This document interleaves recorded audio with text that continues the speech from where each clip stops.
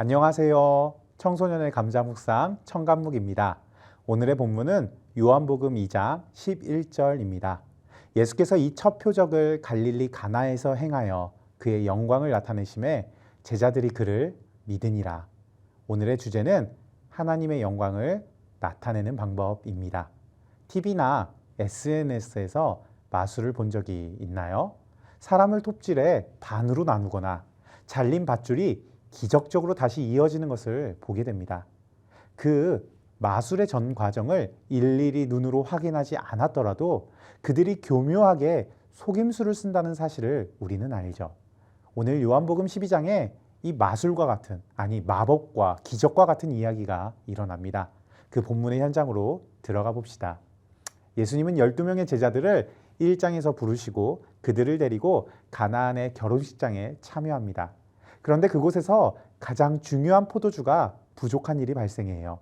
이 일로 예수님의 어머니는 예수님에게 부탁하고 예수님은 그 말을 듣고 물이 포도주가 되는 기적을 일으키세요. 예수님의 기적에는 교묘한 손놀림이나 특별한 조명 효과가 없었습니다. 그저 물을 항아리에 담으라고 명령하셨고 그 물이 변하여 손님들이 맛보기에 너무나 맛있는 포도주가 된 것이죠. 성경은 이 일에 대해 예수님의 영광이 이 땅 가운데 드러나는 사건이 되었다고 말합니다. 예수님의 제자들도 이 일로 예수님을 믿게 되었다고 말해요. 예수님은 이외에도 사람들의 필요를 채워주셨고요. 병을 고쳐주셨어요. 사람들의 상처를 어루만져 주셨고 사랑하며 돌보셨고 도우셨습니다.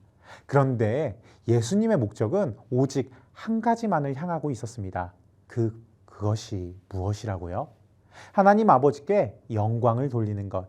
예수님이 누구신지를 알지 못했던 사람들, 그 예수님을 왜 따르는지도 알지 못했던 그 사람들.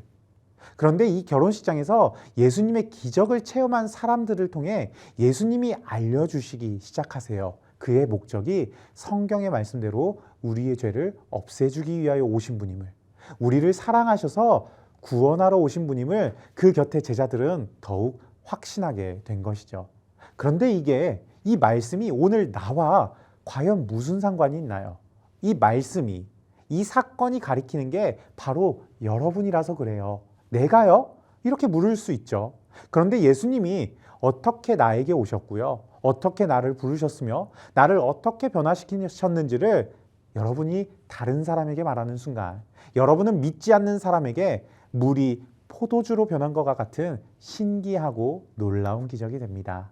그러니 우리는 항상 이 생각을 가지고 살아야 해요. 나는 과연 그리스도를 드러내고 있는가? 다른 사람에게 그리스도를 전하며 살아가는가? 하나님의 영광은 특별한 마법이나 눈속임이 아닙니다.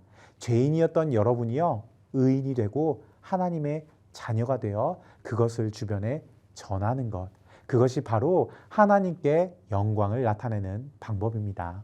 오늘 이 하나님께 영광을 돌리는 일에 참여하는 감자 청소년이 되기를 주님의 이름으로 축복합니다.